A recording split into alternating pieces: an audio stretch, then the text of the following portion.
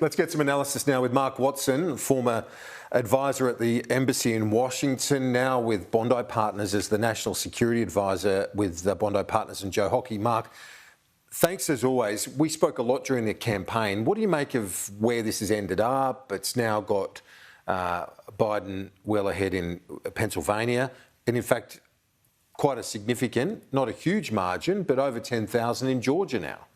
Yeah, I think that Joe Biden will finish up with quite a comfortable victory in the Electoral College. He will certainly win by maybe 4.5 million votes in the popular vote. And so I think when some of the sound and fury dies down and people look more calmly at what the polls predicted, I think we'll find they actually did a pretty good job of picking the states where the trend was clearly on Joe Biden's side, to flip the states, to take back some of the states that he lost, Pennsylvania, Wisconsin, Michigan, and equally in Florida, which we constantly spoke of as a knife-edge state, but we showed was flipping towards the president. That's the way it turned out.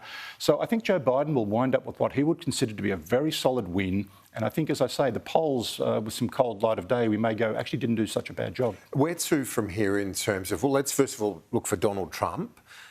You saw in that report there, his press secretary, Fox News pulled the airing of that news conference, saying that she was speaking mistruths, telling lies basically about some of the claims she was making, or at least without the evidence to back it up. What do you make of this impasse? Well, we all have to remember that Donald Trump came to power as someone who promised to tip over the conventions of politics in Washington.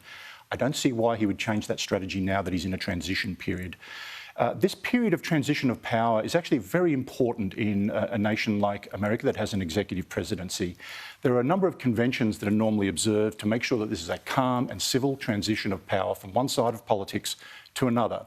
You'd normally expect to see a calm and conciliatory concession speech urging the nation to come together behind the new president. You would expect to see some other little niceties like the outgoing first couple inviting the new first couple into the White House for afternoon tea, a nice photo opportunity. All of those things designed to send a message to the American people. We are managing this transition of power in the American way. Unfortunately, I don't think we're going to see much of that in this transition period. I think we'll probably see some more ill-tempered and intemperate remarks from the president. Well, yeah, just in terms of that transition, we remember George H.W. Bush with Bill Clinton left a note wishing him all the best. Very much so. Very famously left a very gracious note. And George H.W. Bush would have been extremely disappointed to be a one-term president. But he left a very gracious note for his successor, again, wishing him nothing but success, urging him to rule as president for the whole of the American population. Again, I'm not sure what sort of a note President Trump will leave behind for Joe Biden. And now for Joe Biden, he's already getting on with the transition, setting up the team, basically all happening despite the lack of concession. That's right. The fact is, this election has been won by Joe Biden. There are still some processes, yes, to play out in the courts, and they should be allowed to play out in a calm manner.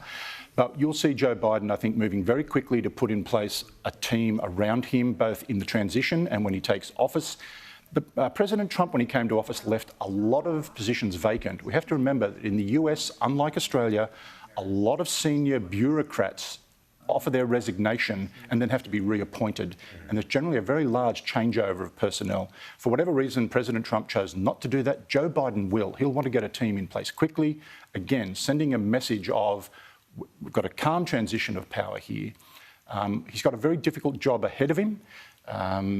He's taking over a nation that's divided along many lines, whether not just party political lines, educational qualifications, income, geography, gender, race. And it's not surprising that he's already trying to take on the role of conciliator in chief. His remarks to date have been very gracious, and I think trying to reach out to that Trump base and say, I will govern for all America. And it's not surprising, he's already echoing the words of another president who ruled in a very difficult time, or governed in a very difficult time in the United States, and that was Abraham Lincoln.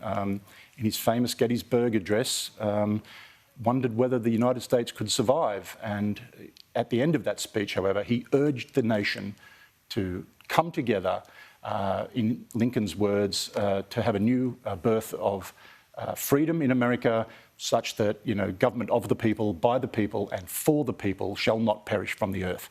That lofty ideal sits at the heart of the American experiment, and I think you'll see Joe Biden referencing it quite regularly. Yeah, interesting, that historical parallel. Let's finish now, though. We're talking about Biden pushing ahead with his plans.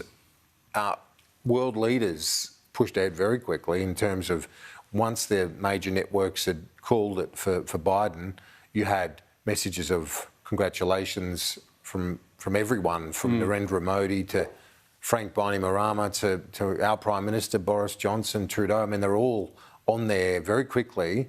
And in fact, our Prime Minister inviting Biden to, when he's president next year, to attend the 70th anniversary of ANZUS. They're not waiting for the incumbent's concession. Right. It's a cliche, but it's true. The Australian government, like all those other governments you've mentioned, will work with whoever is in the White House. That is true. However, I think a number of people will be happy to see some return to predictability in their relationship with the United States. Mark Watson from Bondi Partners, thanks so much. Thank you. Talk to you next week.